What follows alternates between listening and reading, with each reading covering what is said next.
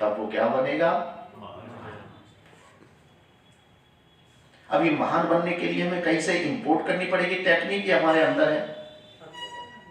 बोलो, माता पिता की सेवा करने के लिए कोई बाहर वाले से पूछना है क्या? अच्छा खान पान हो मेरा है, हम वैश्यों में हैं, वो जानकर आश्चर्य होगा हमारे वैश्य तो आजकल ब्राह्मणों से भी आगे हैं। क्या है? खान पान में। इसमें हाँ, खान पान आप भी इतना शुद्ध है। मैं चलोसी जाता हूं, मैं बहजोई जाता हूं, मैं संभल जाता हूं, मैं बबराला जाता हूं, वहां के वैश्य परिवार में ऐसे ऐसे परिवार है, बोले गुरुजी हमको मालूम ही नहीं प्याज लहसुन क्या होता है। भूखे रहना पसंद है लेकिन क्या नहीं खाएंगे। नारद जी को गुरु बना रहे हैं 5 वर्ष के बालक प्रहलाद महाराज को ध्रुव महाराज। क्यों? क्योंकि उनको अपने पिता की गद्दी चाहिए थी, और जब उनकी सौतेली मां ने उनके पिता की गोद से उनको वंचित कर दिया, तब उन्होंने अपनी मां से रोते रोते पूछा कि मां मैं अपने पिता की गोद में बैठ सकता हूं? तो कहा कि हाँ, अगर हरि इच्छा हो। कौन सी इच्छा? ले हरि कहां मिलेंगे? उसे क्या पता था, उसने तो ऐसे बहकाने के मारे कह दिया कि तू जंगल में रहते। लेकिन 5 वर्ष का बालक सीधा कहां चल दिया? जंगल में जब पहुंच गया तो जंगली जानवर उसके सामने आया, शेर उसको खाने आया। लेकिन शेर किसको खाता है? जो डरता है, जो डर के भागता है। शेर क्या करता है? ये बंदर किसको काटता है? जो डरता है। आज भी गांव के आदमी को भेज देना बंदरों में अकेला घुसा चला, उसे मालूम है पहली घुड़की में जो डर गया उसी को बंदर क्या करेगा। ऐसी कुत्ता, बुजुर्ग इतने मिलेंगे वो कहेंगे कुत्ता आपको काटना है, एकदम वहीं जम के खड़े हो जाओ। तो थोड़ी देर में कुत्ता दाएं बाएं देखेगा, फिर क्या होगा। लेकिन जैसे आप भागोगे वैसे ही, और यही हाल है भूत प्रेतों का। जितने भूत प्रेत है जो डरेंगे उतने ही क्या करेंगे? बोलो, डराएंगे। भजऊ रे मन श्री नंद नंदन अभय चरणार बिंद। भगवान का भजन करने से सब डर खत्म हो जाते हैं। 5 वर्ष के ध्रुव महाराज जैसी जंगल में पहुंचे, वैसे क्या हुआ? जंगली जानवर आए, नहीं डरे। भूत प्रेत आए, नहीं डरे। देवी देवताओं ने डराने का प्रयास किया लेकिन नहीं डरे। अंत में नारद जी मिल गए। अरे श्रीमन नारायण नारायण नारायण, ओ लक्ष्मी नारायण नारायण हरि हरि, हरि भज मन नारायण नारायण नारायण। कहा प्रणाम ऋषि जी। कहा बेटा तुम अकेले जंगल में क्या कर रहे हो? बोले मैं हरि से मिलने आया। इतनी निर्भीकता, इतना निश्चय, इतनी दृढ़ता और इतना सरल सुहृदय 5 वर्ष के बालक के शब्द सुन के नारद जी भी उसके ऊपर क्या हो गए?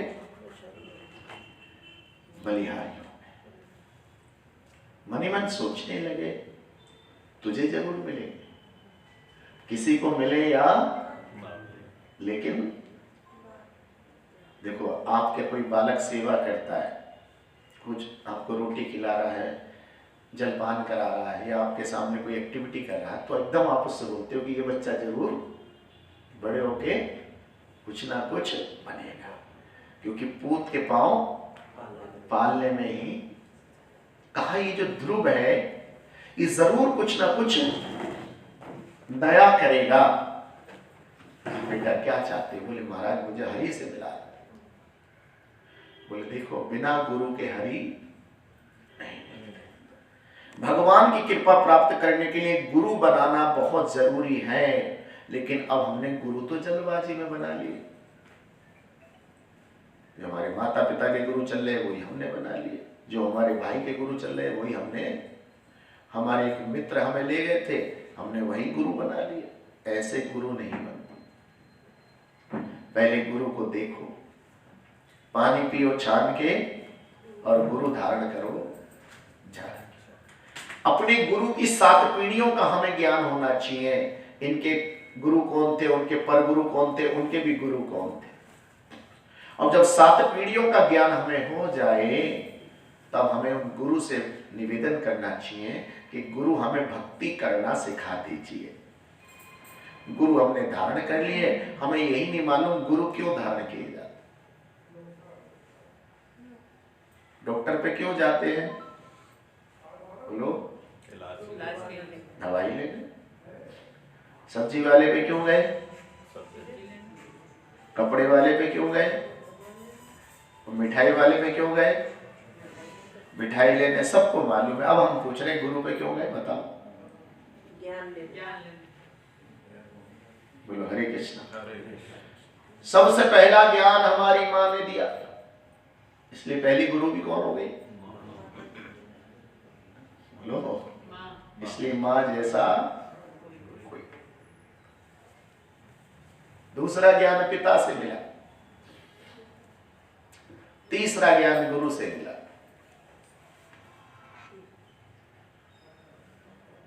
जब माता पिता का ही सम्मान नहीं तो गुरु का सम्मान कहां से होगा।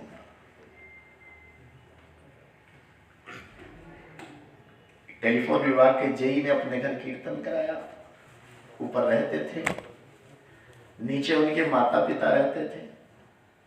मैंने कहा माता पिता को बुलाओ, बोले वो नहीं आएंगे, उनसे 2.5 साल से हमारी बोलचाल। पत्नी बोली गुरुजी आप कीर्तन करने आए हो, क्या करने हो। मैंने कि मैं ऐसे घर में कीर्तन नहीं करता। जिस घर में माता पिता होते हुए वो कहाँ ना बैठे आके, और दोनों में खुसर खुसर होने लगी।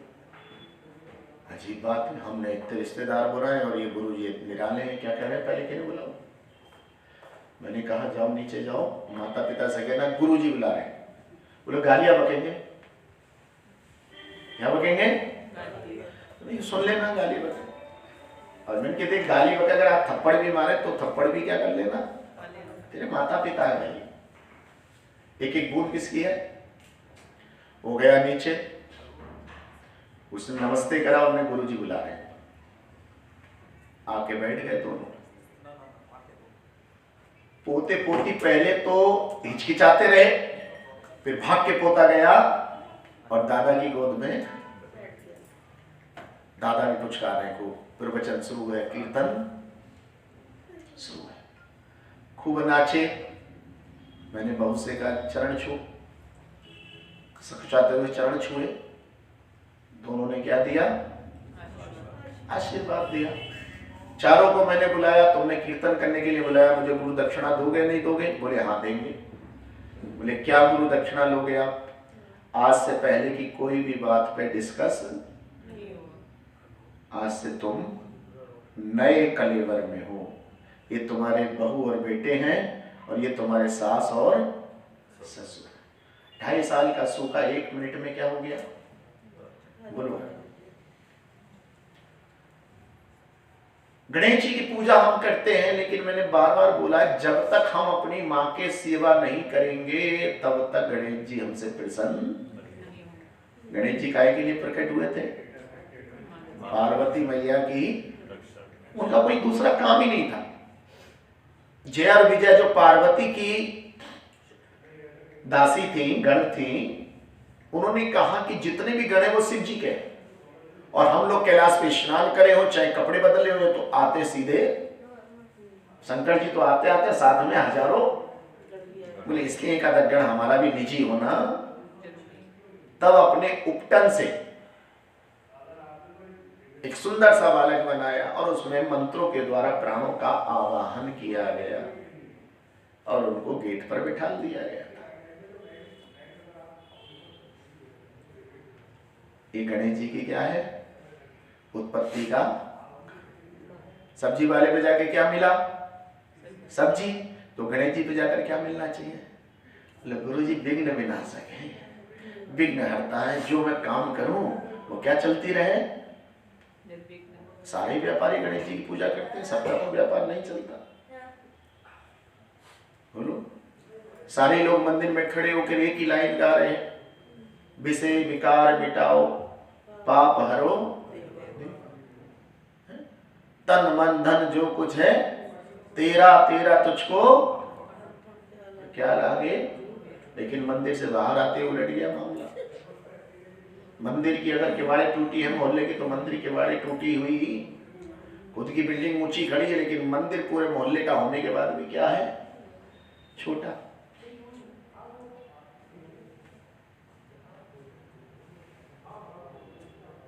श्रद्धा भक्ति बढ़ाओ, तन के कष्ट दूर करो, धन दान से परिपूर्ण करो। सभी लोग आरती गा रहे हैं, लेकिन सब एक से तो नहीं हो रहे, फिर भी हमें बीमार पड़ रहे हैं। कहीं उसका कारण ऐसा तो नहीं है कि 50 लोग एक कक्षा में पढ़ते हैं, सबके सब IAS PCS क्यों नहीं बन जाते? एक कक्षा में पढ़ने वाले जितने बच्चे वो सबके सब क्यों नहीं बनते? यहां से हमने बीटेक किया, वहां के सारे बच्चे, जितने लोगों ने LLB करा, वो सारे के सारे वकील क्यों नहीं बने? अभी तो हम भी घुस रहे थे, तो एक वकील साहब मिल गए, तुरंत हमें गेट पे ही हुई, वो पहचान गए, हमने उनके साथ वकालत कर रही थी। और वो काला कोट पहन के यहाँ जा रहे हैं, हम सफेद कोट पहन के, कितना फर्क हो गया। बोलो हरे कृष्णा।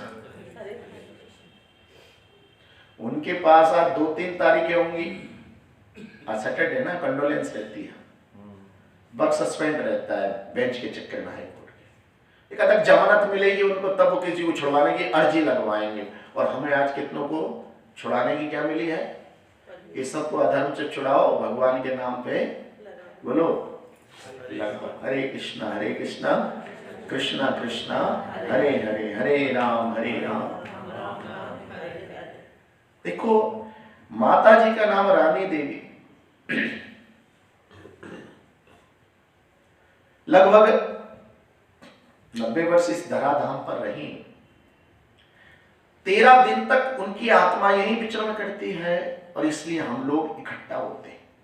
उस आत्मा को ससम्मान लेने के लिए 33 करोड़ देवी देवता उस स्थान को चारों तरफ से घेरे रहते हैं।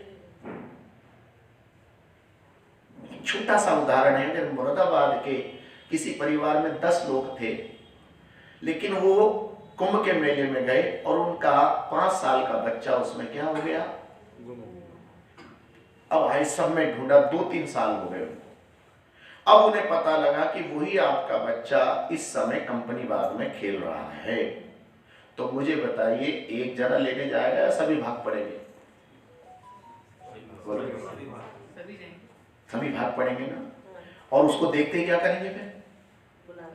चारों तरफ से उसको, और घर लाके फिर उसको मिलाएंगे, धुलाएंगे, वो कपड़े जल्दी से फेंकेंगे और बढ़िया वाले कपड़े उसको, अरे बेटा तू कहां चला है, कितनी खुशी हुई उनको। ऐसी जीवात्मा आज से 90 साल पहले भगवान ने हमारे घर भेजी थी कि जाओ इस घर के वाटिका को क्या करो, पल्लवित करो, सुगंधित करो। उन्होंने अपना काम किया और उनके अंदर से एक नहीं, दो नहीं, 4-4 फूल प्रकट हो गए। क्यों जी? उनके अंदर से कितने फूल प्रकट हुए? 4। एक फूल 3 कलियां, वो 3 कलियों भी फिर और जगह गई, उन्होंने वहां भी वाटिका को क्या, तो हमें दुख हो रहा है, हमें शोक हो रहा है। क्यों बोलो? लेकिन आज 33 करोड़ देवी देवता तो बड़े हंसा रहे हैं कि 90 साल पहले खोया हुआ पवित्र आत्मा आज हमें मिल गई है। इसलिए देवलोक में दिवाली मनाई जा रही है और रानी जी का स्वागत की तैयारी वहां पर चल रही है। इसलिए हम लोग अपनी अंजलि में श्रद्धा भर के लेकर आए।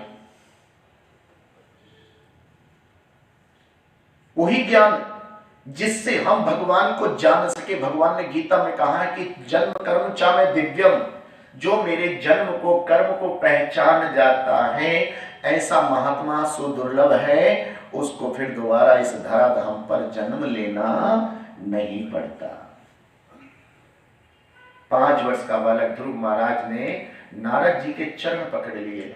महाराज आप कृपा करके एक काम कर दीजिए। बोलो बताइए। बोले महाराज आप जो है मुझको अपना शिष्य बना लीजिए।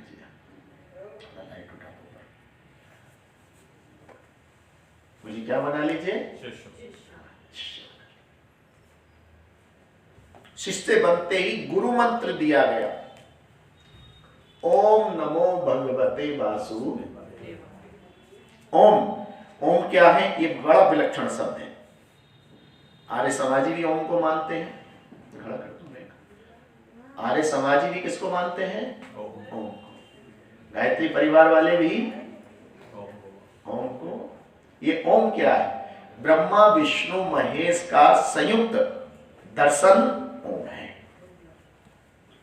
ब्रह्मा विष्णु महेश का संयुक्त दर्शन क्या है? ओम। ये कैसे पता लगा? जैसी ओमकार आरती किस किसने गाई है? देखो एक ही हाथ उठ रहा है, वो भी आधा उठ रहा है हमारे अमरो गेट वालों का। गाई तो है लेकिन आधी गाई है। ऐसे क्यों नहीं उठाते? बोलो हरे कृष्णा। उसमें अक्षर आता है ओम, जैसी ओमकारा कहते हो ना, उसी में आता प्रणव अक्षर के मध्य ये तीनों एक। महाराज जी आरती तो बहुत बड़ी, इतनी बारीकी से। ऐसे तो कोई हमारे सीए साहब से भी कह देगा तो भाई साहब जो कागज भेजते हो ना उसमें वो रहते, बोले मैं कागज बनाता हूँ लेकिन बारीकी से। अरे किधर क्रेडिट किधर को डेबिट करना था, ये आपने ध्यान। बोले मैंने ध्यान नहीं देता हूँ, मैं तो कागज बना। तो कल को इनसे सब लोग क्या करेंगे? हाथ जोड़े। अरे ये ध्यान से काम करते तभी तो लोग इनके पास आते। आपने आरती पढ़ी लेकिन ये लाइन पर कभी ध्यान नहीं दिया। प्रणव अक्षर के मध्य ये तीनों। अरे वो तीनों कौन है? ब्रह्मा विष्णु। ये ओम के बीच में एक क्यों है? क्योंकि भगवान आदि कृष्ण ने गो